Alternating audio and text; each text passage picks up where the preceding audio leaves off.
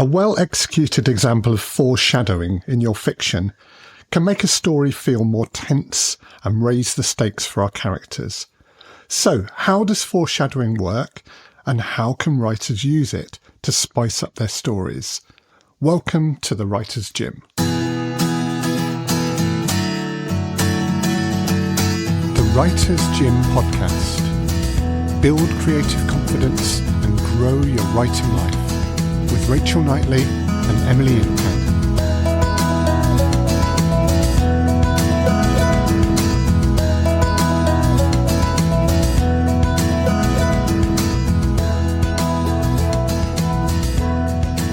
Rachel Knightley and Emily Inkpan. Hello. Welcome to the Writer's Gym. Hello. Now we are in Reading at Emily Inkpan's house again for Indeed. This episode. Yep. We've had Tunnock's caramel wafers. Well, you have. Can we talk about the cheese? The cheese was really The excellent. cheese was very The cheese nice. was excellent, yes. Yep. We've Holland had, and Barrett vegan blue. we've had coffee. We have Percy Pigs. Homemade grape jam. Homemade grape jam. Yeah, by yours truly. And all sorts of good things, which we wish we could share with you, listeners. But instead, we are going to share some information about foreshadowing in fiction. And I want to introduce a new word that we will explore later. Well, actually, Emily, I'm going to let you introduce this word. Absolutely. Yes. And what is that word? What is our word of the week? Well, okay, so without context, the word is foreslathering. With context, we were discussing when foreshadowing is done in a very heavy-handed way. You know, when someone says something very, very obvious and, you know, you're like, oh God, you know, clearly that's going to come back later because it's just been said in such a way that it hits you around the head, you know, like a mallet. That is called foreslathering. We will come back and talk more about foreslathering and the perils thereof. Yes. Will we be naming the guilty? Well, I mean, it's everywhere, isn't it? So it'll be really hard. I think And really easy. And really easy. I think we will come up with one or two examples because we all know them, don't we? And listeners, you I'm sure will be forming examples in your heads as you are listening. But let's talk about foreshadowing. I know that both of you have used foreshadowing in your fiction, but I think we'll start with Rachel here, but can you just give a definition of what foreshadowing is and why we might use it in our work? When we talk about foreshadowing, all we're really looking at is imagery, suggestions, symbols, words people say, which the reader the first time around might, or we hope, will consciously not trip over. But when that thing that it's alluding to comes up in the natural time of the novel or short story or script or whatever we're looking at later, it's already put its power in. So it's in a way, foreshadowing is the opposite of deus ex machina, which is when something comes from outside of the universe. Foreshadowing ensures that the reader or listener does not feel like that has happened, that the world is playing by its own rules. That's what's going on underneath. That's why it works. But in terms of what it is, it's a sense of what might be coming. Now, it might be something literal in the plot, or it might be just taking my favourite weather example, because I love Jane Eyre. I grew up on Jane Eyre, and when Mr. Rochester and Jane finally reveal their feelings to each other and he proposes, it's during this very dramatic storm, and we find out the next morning that the very solid, very stoic oak tree in the garden has been struck by lightning and destroyed, and we have the sense of, oh dear, it might look all lovely, but something bad is in the shadows there, which of course it is. But it's not just weather, there's all kinds of ways you can say something is coming. Well, it's like that's sort of pathetic fallacy, isn't it? When it's like, you know, you're having an argument and there's a storm wailing outside, and maybe when it's foreshadowing, it's like something nice is happening, but the weather is at odds. And yeah, because pathetic fallacy is like when it matches, isn't it? The storm is brewing and there's an argument happening. And you can, of course, do the opposite and it work just as well. So, for example, I mean, I've done one where it's a funeral on a beautiful sunny day, and that absolutely stabs, you know, rubs it in that this appalling thing is happening and the weather's taking the piss. Yeah. Indeed. At the least it could do. The least it drizzle. could do. Yes. Yeah. I mean, anything else is just rude. So I suppose the next question is then, why might we use foreshadowing? What does it bring to our stories? What does it do to our characters, our storytelling, our plot that makes it more dramatic or interesting for our readers? It's kind of necessary in order to have a sense that it's not just, as Alan Bennett put it about history, one thing after another. You know what that is. Yes. It's a way of keeping the reader having a sense that the things are joined up. And like I said, it's probably going to be subliminal on the first reading. Yeah, but later absolutely. you go back and you notice, oh, that predicted this, and this is an echo of that. So it's foreshadowing, and if you want to look at it this way, echoing things that have already happened. It's joined up thinking. That's exactly what it is. Because the way I look at it is nothing comes from nowhere. So normally when something happens, it's because of a chain reaction somewhere, not as just a random occurrence. You know, if we're telling stories about characters and something happens between the characters, it's because of a long build-up, or it's because of personality traits that have been pretty obvious for a while coming to a head.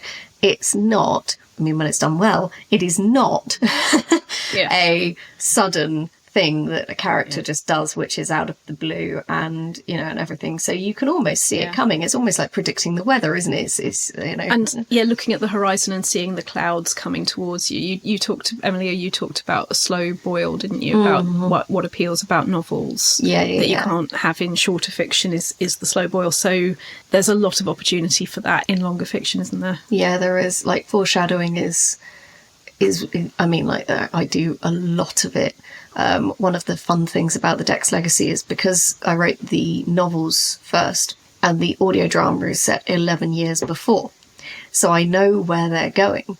And as a result, I've got a lot of opportunities to weave in little bits that are going to come back in the novels. Doing a Star Wars down the line. Yeah, I mean, like, it's working backwards, obviously, but it's, you know, I know that where the novels begin is not the beginning of their story. A lot has happened in their history to get them to the point where they are at the beginning of the trilogy. And they allude to that. They are constantly looking back to their childhood and to their teen years and talking about what happened. And a lot of the things that led to them being who they are took a long time to establish. And, like, these patterns of behaviour that they've gone through, like, they've been raised in an abusive situation. Abuse doesn't happen overnight. It happens over a long period of time to get the mental processes in place that then last well into adulthood. And in the audio drama, I'm building those up. And people who are listening to it might not notice what's going on at the moment, but they will later on. And that's important. Like, I couldn't not write it, because then it would make no sense when the novels begin. You know, it would be like, oh, when did that happen? Oh, I didn't notice that. You know, like, no, it's all happening all the time in the story. There is a connection to another thing that we sometimes call Easter eggs in fiction, so that we find something at some point in the future that harks back to something that fans might have noticed in the past. And that probably is really just tying up probably a loose end in a foreshadow or whatever. But I mean, it seems to me then, and I think you've expressed this really well, Emily, is that the foreshadowing, the key thing is that it requires a lot of planning in the way that you write. I think this is why I think of writing often as layering. You'll have heard the image of it being a statue, that when a sculptor is working on a sculpture, you take away everything that isn't the sculpture from the clay. Yeah. And writing is very much like that for me, that you do your first draft and then you fill in your next layer of detail and you fill in your next layer of detail. So by the time something is of publishable quality or of agent or publisher reading it quality, you will have enough of an aerial view of this thing to have put that stuff in. But I would say if you were trying too hard to stick it in on the first draft, that's when we have that wonderful word that you came up with, Emily, forslathering, where it will feel very heavy, because of course it's going to feel heavy in comparison with what else is there, which at an early stage will be quite light compared with what is coming. I think the art of it is that people shouldn't notice it.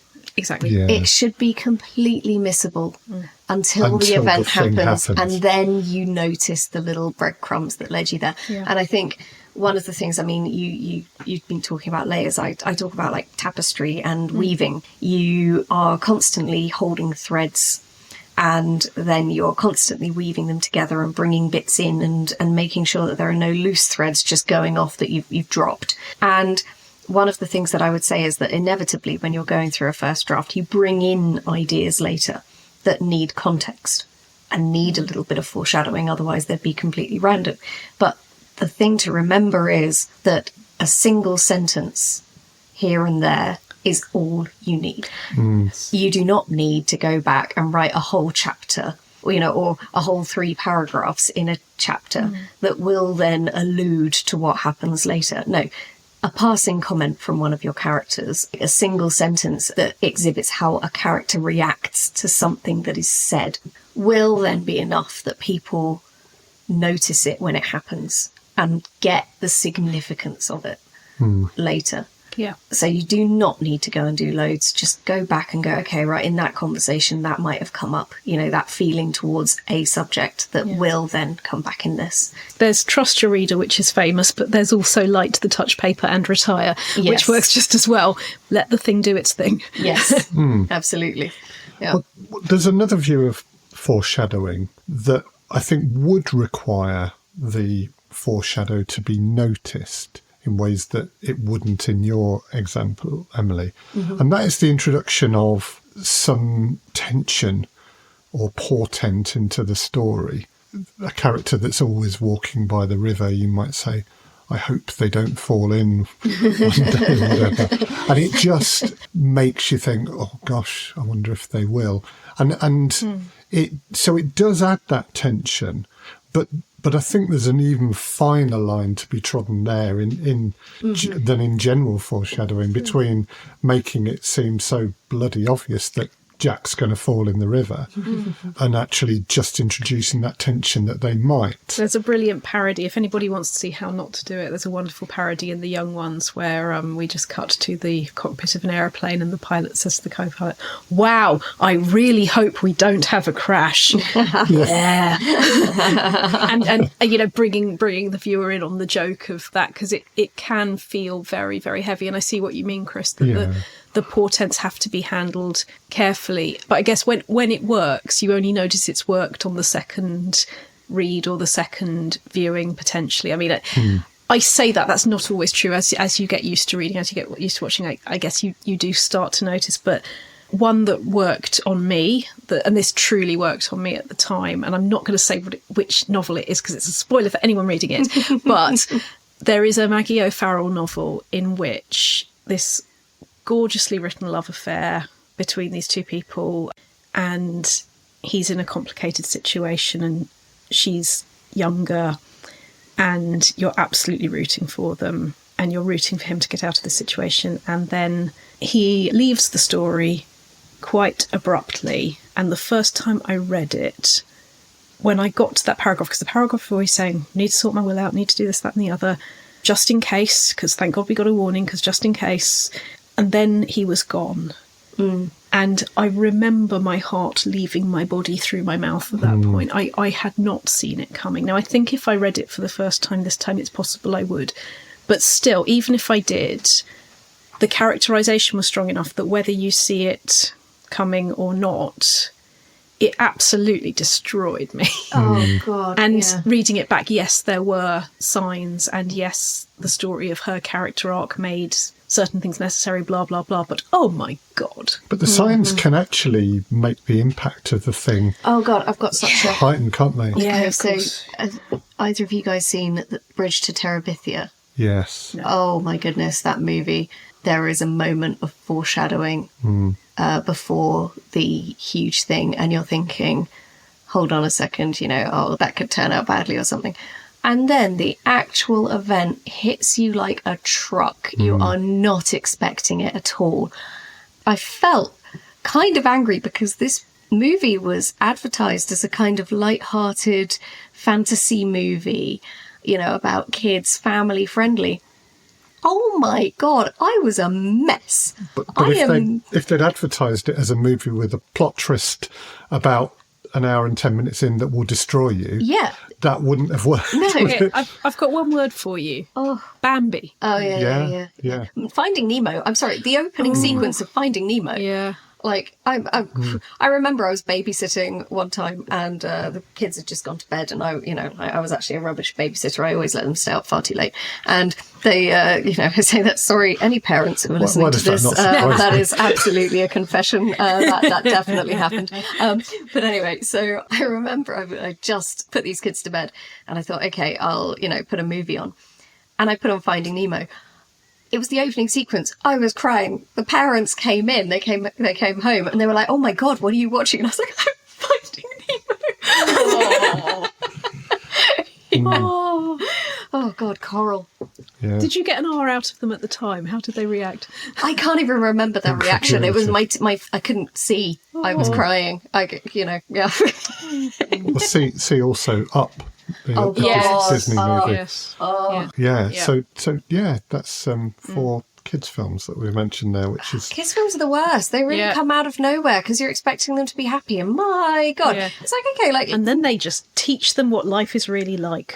Bastards. God. It's like you go and see The Lion, the Witch and the Wardrobe, and it opens up in a World War II, evacuated, World War II, London. If I go down that track, I will be on a soapbox, and it will be very difficult to get me off the soapbox.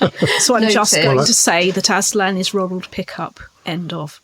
Ronald Pickup. Oh, yes. Well, I mean, we'll come back to that, This is not an argument. This is a fact. Possibly. This is one for a future episode of the Writer's Gym.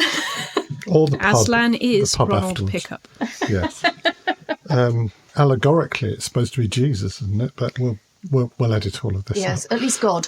Yeah, that's true. I mean, to C.S. Lewis, it was Jesus, but to me, it's Aslan, and that's okay with me. Because it works on different levels, unlike the Bridge to Terabithia. Yeah, which just hits you like a juggernaut and hits you like wipes a you out. girl falling off a rope swing. Oh my God, was not ready. Going back to the word that Emily invented, foreslathering, the act of over foreshadowing, or more obviously foreshadowing. It is a brilliant word. Well done. And it is a fantastic word. Thank you very much. Yeah, it's where the money's at. And I think inventing that word is an achievement and an accolade. Thank you. Really, alongside your British Science Fiction Association Award. Yes, I made myself a little certificate with a gold star on it. Very well deserved. It's on the fridge.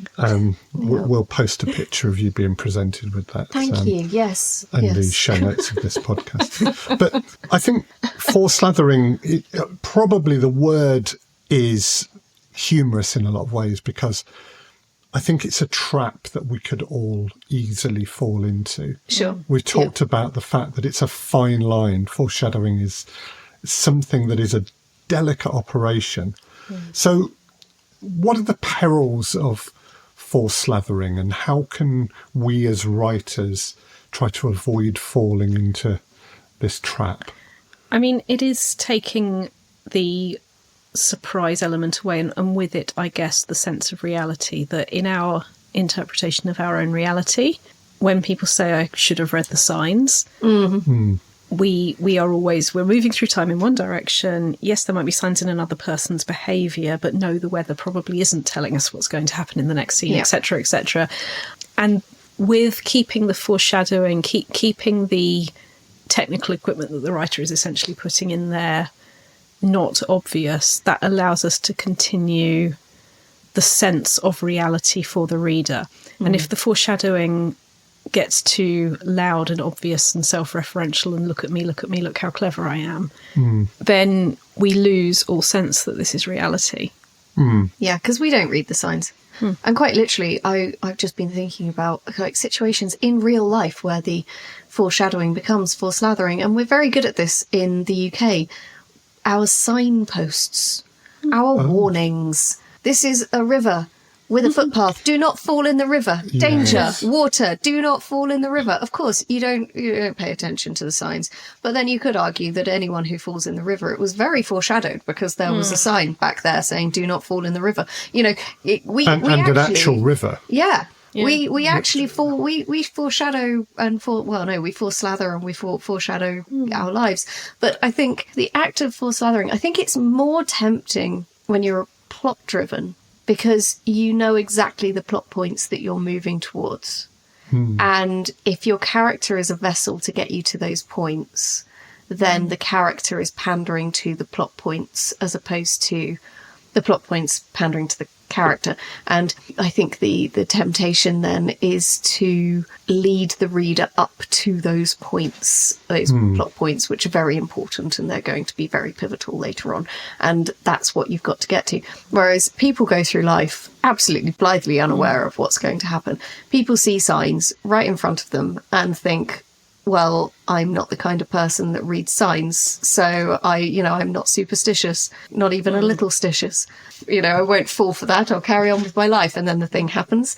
And so what was the question again? There was a question there. Well, it was just about avoiding the pitfalls. Oh, right. You know what, though? It's, in the end, foreshadowing is to make the plot clear and to make the character clear. That's what it's there for.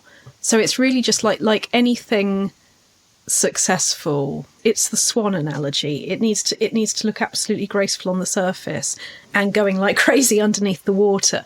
And if you forget that and you try and show the going crazy under the water, again, if it draws attention to itself, then it's stopped doing its job. It's there to support the story, not overshadow it. Foreshadowing is not overshadowing. Yeah.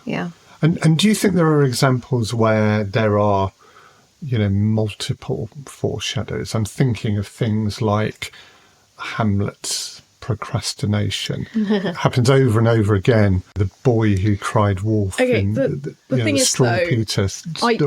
I would be careful with those because the definition of tragic hero is that they do not learn their own flaw and they do not grow from it. And So that's not necessarily a foreshadowing. No, and Hamlet is one of the more popular tragic heroes, and I get why it irritates people, but if you take the indecisiveness and you take what personally I would argue makes Hamlet enormously useful as something to read and watch, which is he's making it about himself. What does this say about me? And the whole thing with writing coaching, but all coaching really is there's the what do I want, what's the thing I'm trying to achieve, and what's all the fluff around it of what I think it says about me. And people who stop there on what does this say about me and don't go to the what is the thing, say the thing, they don't reach that. Now, Hamlet is almost the poster child for what happens if you don't do that. He does get stuck in it. He does get stuck in limbo. He moves between indecisiveness and indecisiveness. And if we do that in our lives, even if we're not all dying on the battlefield, we do end up dead with no change having happened. And that, for me, is the point of tragic heroes, that if we don't learn from our experiences, if we don't listen to what it's trying to tell us, we repeat the behaviour. So I think tragic heroes is something a little bit different, whereas foreshadowing is about what is going to happen. If a ghost turns up and says, this has happened, this needs to, and he goes, yes, absolutely, and then doesn't do it, to me that's not foreshadowing. In fact, that's the opposite. That's pulling the wool over the audience's eyes. Beware the Ides of March. So Beware the Ides of March is a pretty fair example, isn't it? Caesar, something shitty's going to happen on the 15th of March. You might want to watch yourself. No, the end. Literally. So again, the reason that works is interesting, again, because we're not meant to be going, Julius Caesar in this play is meant to be a really good example of how I should live my life. That is not what these things are there for. No. Any more than Scream is there because you want to think this is how I should live my life. It's more a case of don't walk around with your eyes shut. Don't only see the version of yourself and other people that you want to see. Don't be fooled by sort of mirrors, holding up imaginary mirrors that are, the eyes of others, making up. And actually, that is a big Hamlet thing. Is the hold a mirror up to nature. It doesn't mean that just because you can see it's there doesn't mean that you look in it. And that's, again, it's the tragic hero. It's the not learning. So I guess going back to crystallizing the plot or showing character, what that's doing is it's supporting the story that you are telling. Foreslathering, though. Macbeth, the witches. Yeah. Literally at the beginning, opening act. Very true. And then again, when the at the start hurly-burly's of done, when the battle's lost career. and won, and Yeah. that lovely sense that they do not care who wins, who loses. It's just humans doing humany things. Yeah. I do quite enjoy that. But Yeah. someone's going to get their comeuppance. Yeah. Yeah, but Yeah. they even say, like, you know, who will be king hereafter and everything, but they even... Don't they even say about it being, like, a bad idea and things are going to go horribly wrong? Less happy than Macbeth, but much happier. And Indeed. it's like, come on, you know, and then all the stuff unfolds and you're like, you were literally told, Yeah, you know. don't be surprised by this. literally told that this was going to happen and you didn't. Yeah. Yeah. Emily, you've mentioned that you use quite a bit of foreshadowing. When you do that, what impact do you want it to have on your readers? Do you want them to kind of hark back to the time you foreshadowed an event and go, oh yeah, and admire you as a writer for having done that? Yes. Thank you for joining us on the Writers' Tip. Yes. Or is there an advantage in their understanding of the story in spotting that? Or is it about building tension? Or It's about all of those things. It's like it's a D all of the above situation because you need to build up the characters over time for the actions later to make sense. We are all humans. We are all learning all the time, building ourselves up and reacting to things as we go in light of everything that we have previously experienced. That is absolutely the case. What the audio drama, by being a prequel to the novels, is allowing me to do is layer in these moments. They won't be noticed by people who are listening the first time around. Now, I do know I've had conversations with people who listen to the audio drama who have said they listen to each episode at least twice because in every episode there are moments where they're like, well, that's going to come back later. Okay. And it's not necessarily, like often all of this is all tied together, but the fact that they are looking for those things, that sort of tells me that they have already started seeing patterns that are emerging throughout the plot, which is very interesting and probably not at this stage something that I'm doing on purpose. It just kind of happens. But there are episodes which are very, very important for things that happen 11 years later. And something that I've sort of said in the past is that actually one of the most important episodes of season 1 is an interlude, and it's a single scene. And people probably won't realise how important that scene is until, you know, much, much later. Is there something in that where something is very significant and important? Sometimes those are the things that are woven in more deeply that are readers. So the example that is in my head, in my first collection, in Beyond Glass, the 2-part story is called The Other Woman. And it begins in the head of one of 2 twins, and she feels like the rubbish sister, basically. And the other's got the same face and the same body, but still manages to walk tall and know what to do with her hair and her life. And this one, whose head we're in, has just got out of a massive domestic violence situation in which somebody has died. And by the end of the second part of the story, what a couple of different people have said to me is, oh, I'd forgotten that there was... I can't do this without implying spoilers here, but they'd forgotten something fundamental about that first scene that meant when there is a little bit of symmetry of somebody else who maybe deserved it more, not coming to a very happy ending in part 2, they'd forgotten certain details there. And that has always interested me because it's not, I would argue, the subtlest thing I've ever put in a piece, but because they are engaged with the characters, they've carried on with those characters, and then they've read the other stories, and then at the end of the book they get to part 2 of this story because it bookended it. And I've had quite a few examples of people going, didn't see that coming at all. When it is probably the most slathery that I have been. The most slathery. The most for slathery that I am conscious of having been, Yeah. It's interesting how that can happen, isn't it? I mean, for me, I'm like, well, this episode, you won't notice the significance until later. Because even though it's the seed for everything that starts to build up and happen, they won't know that until stuff kicks off, until it actually comes to a head and builds. I don't think these things necessarily have to be subtle at the time. They just have to not mean something at the time and not be obvious that they mean something at the time. That's it. They need to feel like just a nice detail about the world. Yeah. That you go, oh yeah, good, and carry on. Yeah, exactly. And like moments where a person, we were joking about this earlier, is like, you know, oh, look, it's my mother's locket that means a lot to me. I hope I don't lose that later. You know, that is ridiculous. Classic foreshadowing. Classic foreshadowing right there. And that is basically saying, this is an event that's happening now, and this could happen in the future. And leaving it at that. That is obvious that it's going to come back later. Wouldn't it be terrible if this happened in the future? And it's like, it's the idea, it's like prophesizing. I think that's it. It's the nature of prophesizing in a book. If you're prophesizing that something might happen, that is dangerous. You've got to just go, okay, this is happening right now. Going back to the Shakespeare examples, The Winter's Tale, when he doesn't believe that his wife has not been unfaithful. So he asks the oracle, and then the oracle says, dude, she hasn't been unfaithful. So he says, right, the oracle is lying. I will now make some very bad decisions. Yes. And everything happens because he's refusing to see the perfectly clear signs. Hence the rest of the plot. Yes. Yeah. Yes.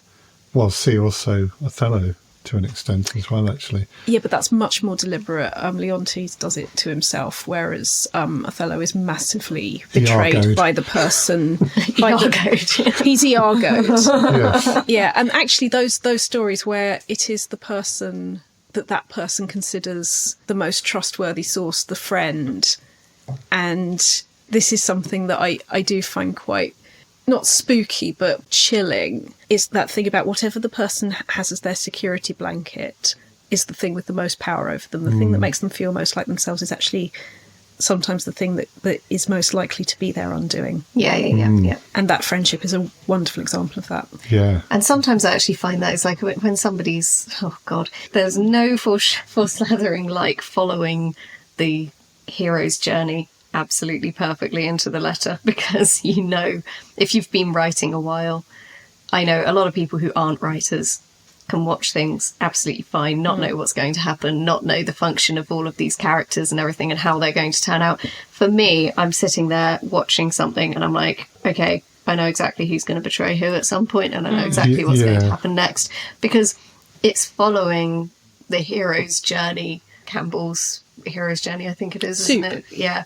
It's just different Campbell. It's just following Joseph Campbell, yes, not the one. soup. Yes, it's following that format to the letter. And for me, I mean, I don't know if that's spoilers or foreshadowing. I don't know. The thousand faces that Campbell advertises might not feel like a thousand faces. No, in certain situations, in certain storytelling, in certain dramas and everything, it's just so ABC. I mean, any tool is only a reflection of the person that's using it, the style, whether it suits them or not. It doesn't mean the tools don't work. It just means don't think that the tool is more important to your writing than you are. There are tools and devices, aren't there, around foreshadowing? And the classic one would be, you know, don't show a gun in Act 1 unless you're going to fire it by the end of the play. I think that was Chekhov, is that right? I think it was Chekhov. Yeah. And the thing is that these are great techniques to play with, but as I said, you know, it's only as useful as it is to you in your writing. Do not put the cart before the horse. Yeah. And because those things are so well used and so cliched, I think they become examples of foreshadowing, don't they? If you know, if the camera drifts across a room and we see the handle of a pistol underneath a cushion or something, deliberately half hidden, that's a pretty blunt take something like there's brilliant storytelling with that in Inside Number 9 in their most recent ones, where, spoiler alert, if you haven't seen it yet, go and watch it and then come back to the rest of the sentence. Always watch Inside Number 9. Absolutely. Really. I will try and not spoiler on this, but there is a gun, but by the time the inevitable gun inevitably goes off, you've rethought how you feel about both people and who is the real victim and what's going on so many times that it's not spoiling it for you because it's keeping you guessing about the characters. So character is always the answer, really. You know, it's all about your relationship with them, the layers that you unpeel in order to see what's going on between them. Yeah. It's never, the gun is never about the gun is about the people holding the gun. Yeah. Yes. So we're coming towards the end of this episode. Is there an exercise or a challenge for us in foreshadowing? Hopefully not in foreslathering. I have one written here. Ah, excellent.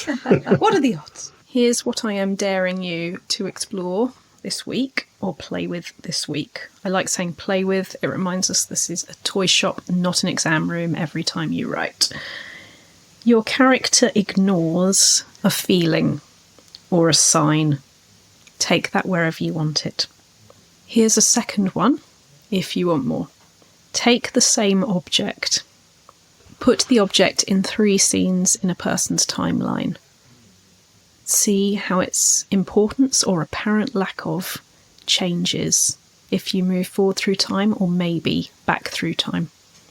Very nice. So that's introducing the point in a plot that something becomes apparent as an aid to the foreshadowing, I guess. It can be, but I think that it is enjoyable enough and vague enough that you won't feel like you're being led by a tool. You'll be being led by your characters, and that will help you know how you want to use the tools. Nice. Yeah. Nice. I also like the way you talk there about how important it is or how not important it is. Because I think there's a certain amount of, some people are looking for signs. Some people look for signs and they look for patterns and then see patterns everywhere. And it's then sometimes in a story that this person will fixate on a particular pattern and then things will just hit them unexpectedly because they weren't actually paying attention to what was going on. So that's they were a decoy foreshadow. Yeah, I guess so. But it's the Wow. kind of, but again, it comes back to character, doesn't it? And the kind of character that you are, like you're dealing with. Are they the kind of character to fixate? Are they the kind of character to look for things? Are they the kind of character to fixate in the wrong direction and, not notice what really matters to them and to others around them? You're getting your readers to look in a different place, aren't you? It's the, what's that over there? Kind of. Yeah. Yeah. Meanwhile. Meanwhile, Yeah. In Twin reality. Peaks. Well, Yes. as you can probably hear, listeners, this is a conversation that has intrigued us quite a lot. I'm sure we will continue it in a pub at some point very soon. But as always, thank you for joining us on the Writers' Gym today. And as always, from Emily Inkpen, Thank you very much. Rachel Knightley, Thank you very much. and from me, Chris Gregory. Oh, he said his own name. He did. He said his own name. I broke a rule there, didn't I? I actually said my own name. I don't think that's in my contract. I don't think I'm allowed to do that, am I? There is no contract, just saying There's no this to contract. the listeners. So Okay. in case this all stays in. He said his own name all by himself. I know. Bless him. He's growing I'm so up. proud of him. Episode 18, and he said his own name. Bye. Bye, everybody. everyone. Bye. Thank you for listening to the Writers' Gym podcast with Rachel Knightley, Emily Inkpen, and me, Chris Gregory. If you'd like to learn more about Rachel and the Writers' Gym, please go to rachelknightley.com. To find out more about Emily, please go to emilyinkpen.com. And for Chris, go to alternativestories.com. We'll print all these links and more in the show notes for this podcast. The Writers' Gym podcast is an Alternative Stories 2024 production for the Writers' Gym. Production, sound design and editing were by me, Chris Gregory.